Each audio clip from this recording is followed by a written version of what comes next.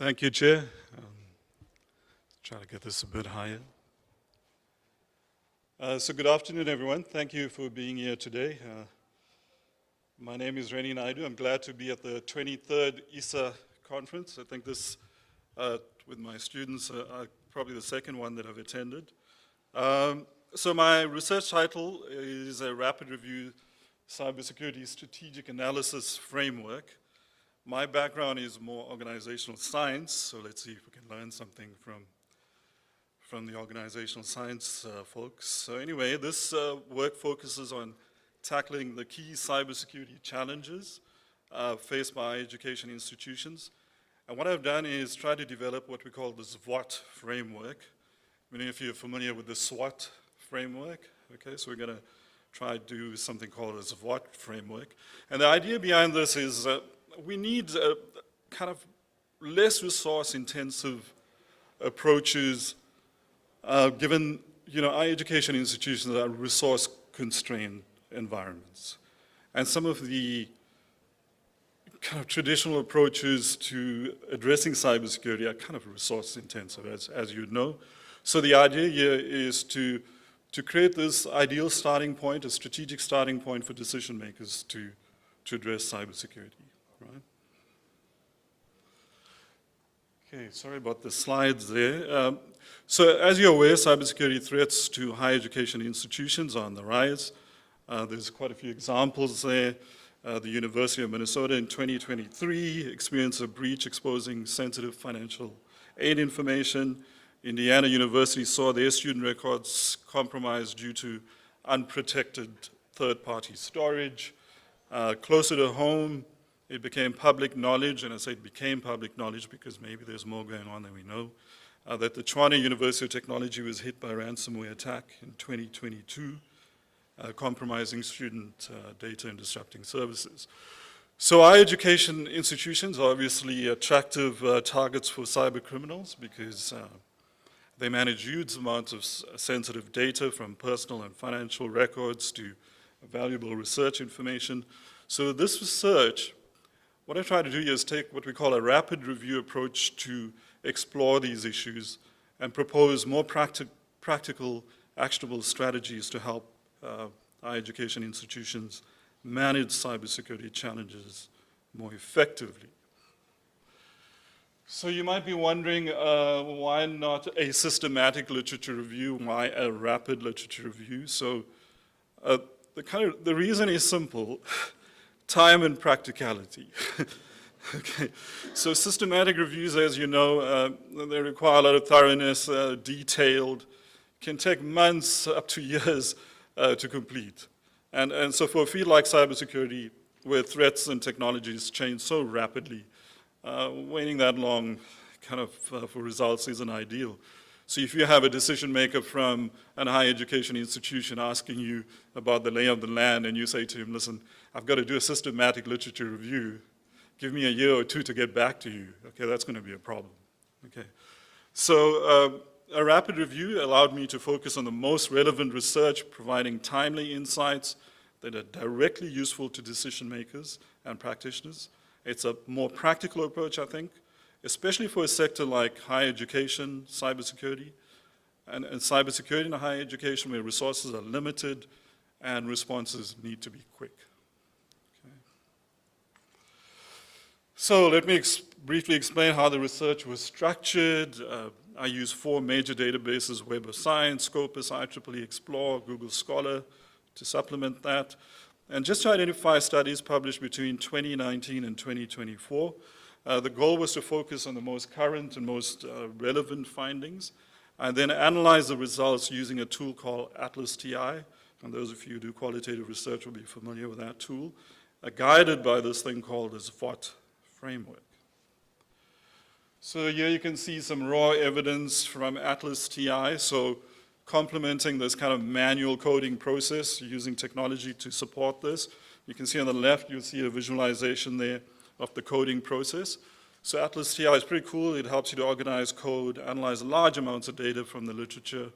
And you can see each block there kind of represents a document or a segment of text that was coded into categories such as cybersecurity threats opportunities or governance issues.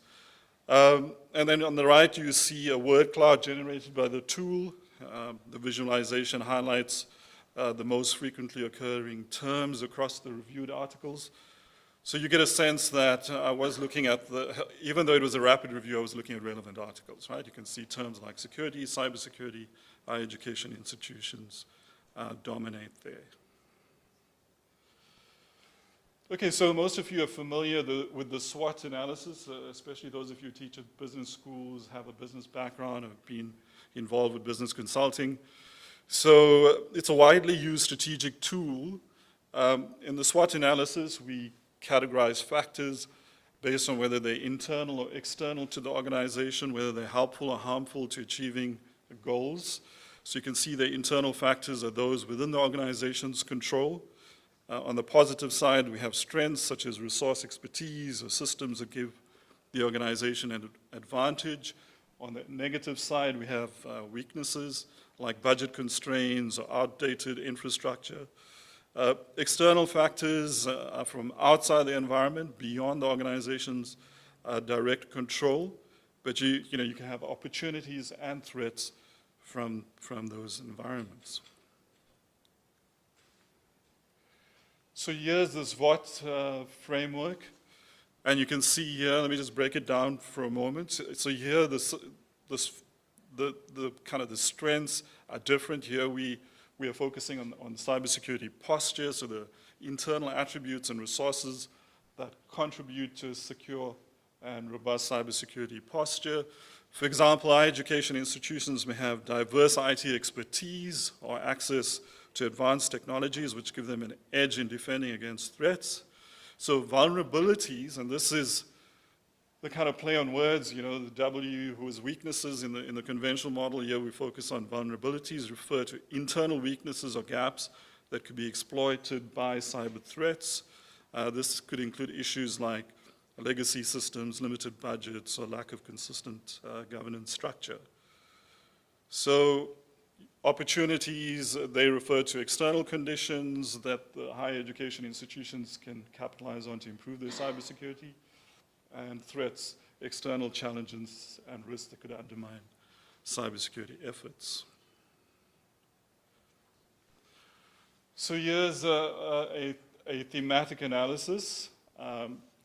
So these are the results of the coding and thematic analysis shown in the form of a thematic map. And you can see several interconnected areas here. And just to focus on two, you look at diverse cybersecurity threats. So higher educations, the institutions face everything from phishing attacks, ransomware, data breaches, DDoS attacks. So these threats are becoming more sophisticated, and attackers are constantly finding new ways to exploit these vulnerabilities, as you know. Another theme that emerged from the analysis was complex IT infrastructure. So universities often have a mix of legacy systems and modern technologies, which creates challenges in ensuring consistent security across all platforms. And so these diverse systems can result in gaps that attackers can exploit.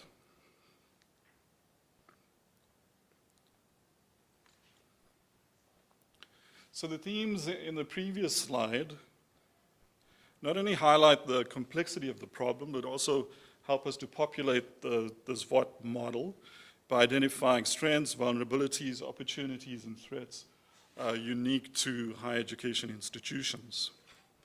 So you see here, the model is built around insights like these, making it a powerful tool, I think, for designing more targeted and actionable cybersecurity strategies for higher education institutions. So here's what the model revealed. So you can see the strengths of higher education institutions. They benefit from having diverse IT expertise, innovative environments, and access to academic resources that can enable advanced cybersecurity solutions.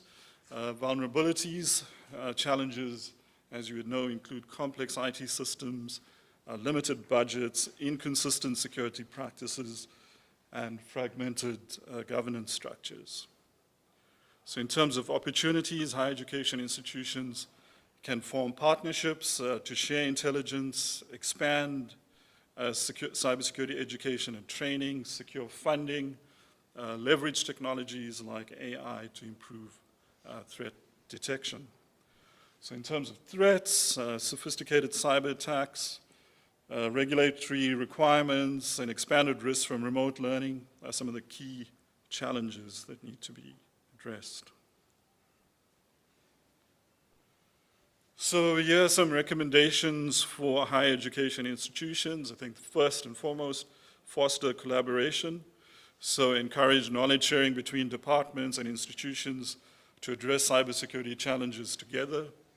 Invest in training, improve awareness and security practices among staff and students to address human factor vulnerabilities. Higher education institutions, as you know, the kind of difference between central and faculties, and so can lead to governance structural issues. So you got to find a way of balancing centralized policies with local flexibilities. You understand the politics of academia. Faculties tend to have a lot of power sometimes over central. It's a classic problem in organizations. So you have to find a balanced approach there. Adopt emerging strategies. Everyone's talking about artificial intelligence and machine learning, so how can those technologies help us with threat detection against some of these attacks? And then lastly, strengthen defenses, regularly update security measures, and ensure compliance with regulations to stay ahead of some of these sophisticated threats. So while this study, I think, provides some kind of important insights, there's more work to be done. Here are some ideas for future research. So SWOT, how do we integrate this SWOT model with more established frameworks like ISO, IEC 27001 or the NIST, CSF to create a more comprehensive approach? For example, what this SWOT model does, it helps you to identify a vulnerability like human factor weaknesses and an opportunity like cybersecurity education. But it's really only models like ISO and NIST that provides the procedural guidance to address this, such as implementing cybersecurity training programs, incident response plan, or multi-factor authentication protocols.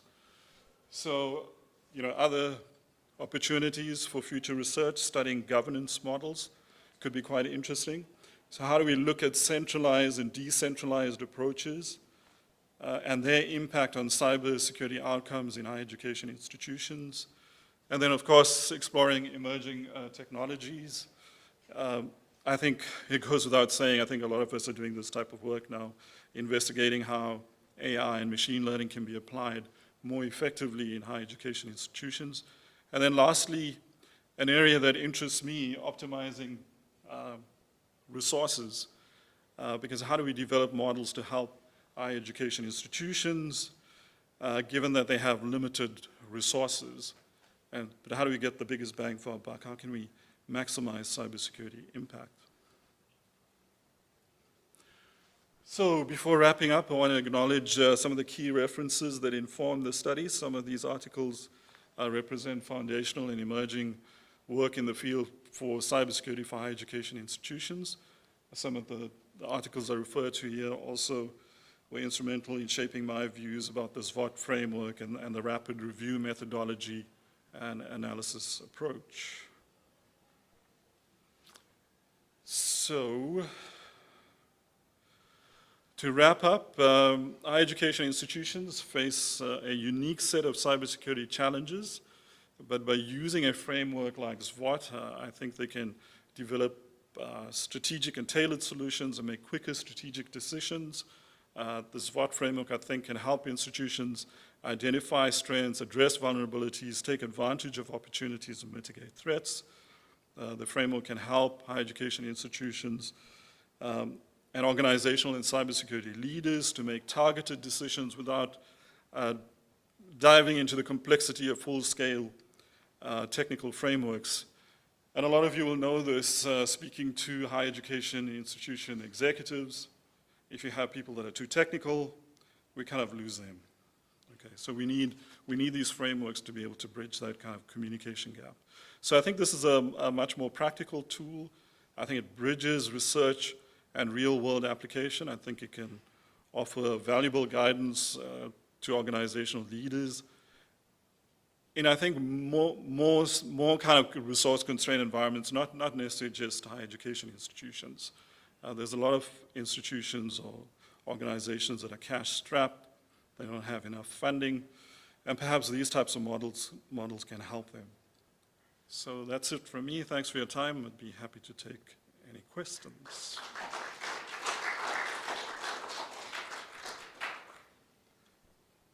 So I can do the running around with the microphone for questions. Come on, there must be somebody. There we go.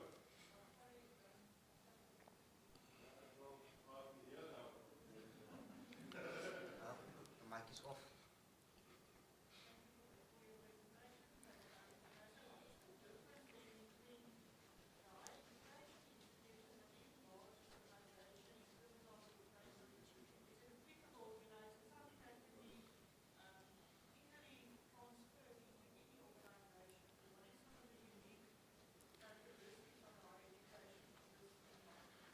Yeah, that's a good question. I mean, I think, this paper started with questions from executives to someone like me, and I felt, well, if you got a big company like an MTN or Vodacom that have a lot of resources, they've already got frameworks like NIST and things to help them.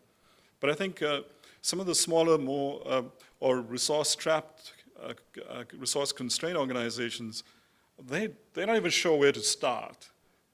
And so I was thinking, well, let's design a framework that can get the attention of the leadership. And if you can articulate the problems to leaders in a way that they can understand, then maybe over time, they're going to take the idea of investing more in these other more complex frameworks seriously. But I think so that was the idea that can I come up with a framework that help resource-constrained organizations? And when I speak to my academic colleagues, obviously, they immediately say to me, Rennie, I think we should implement NIST at the University of Pretoria or the University of Witwatersrand. I mean, we're never going to get the cash to do this type of thing. I mean, we need to start somewhere, and we need to get the buy-in of executives. So I think that's how it all started. Yeah. Thanks. Any other questions? Apparently this was switched off when I gave it to you. So shows you we're lecturers, we're used to shouting because I didn't realize that. Alrighty, thanks. Why not consider just using a subset of some of the NIST guidelines? I think, I can't remember, somebody presented it earlier this week, the SP 800 series, and take the approach that the executives understand better, and that's risk and risk mitigation on a higher level. I think that would probably be the next kind of shift from the SWOT model will be risk to get their attention. I think that's a good point. But I think like most executives, okay, I shouldn't say this out too loud, but I think SWOT might be easier than risk to communicate risk. I think let's ease them in, start off with something like a SWOT analysis, and I think it lends itself to then risk. Before we take a deep dive into some of the other more complex things. But point taken, I think this could be, kind of gets the conversation going, and then the second point would be risk. And I think, actually, if you do those two things, and you do them well, then, then the executives should leave it to the cybersecurity team to do their work. But at least now we got their attention. Thanks. Just to comment on that as well, I absolutely love the W that gets replaced by a V because I think executives don't like to say weaknesses. They don't like weaknesses in the organization. I'm not saying that they like vulnerabilities, but it's just that notch down. Anybody else with a question? I've still got one as well. So How's it? A good presentation. Maybe for lack of knowledge on my side, but do the universities have some kind of forum or communication almost platform? If they get breached, that they can contact each other around tools and mechanisms, because else one university needs to find out almost in the news or on an article or what happened to the University of the Witwatersrand or wherever, and then they can collaborate around by fighting various criminals. Yeah, I think, and you know, I can't speak to, like, I know that there are these committees where academics work together with the operational team, the cybersecurity team. In most universities, I think there is that relationship. Now, across universities, you know, that's a kind of point I made. I think we can improve collaboration. I know that some of, you know, vice chancellors talk to each other, and CISOs from one institution, they do speak, but is there a kind of a more formal structure that they can put in place? I think there's definitely some kind of need for that. And you know, that's one of the things I'll be taking this now to some of these stakeholders and asking that we put a little more formal kind of structures in place to get the sharing of intelligence going between the different institutions. But whether it exists now, maybe it's kind of informal, but I don't know of something formal that exists right now. Okay. Well, thank you. I've decided to leave my question because we really time. Maybe I'll ask you afterwards. All right, cool. So we've got, let's give Rennie a hand. Then I need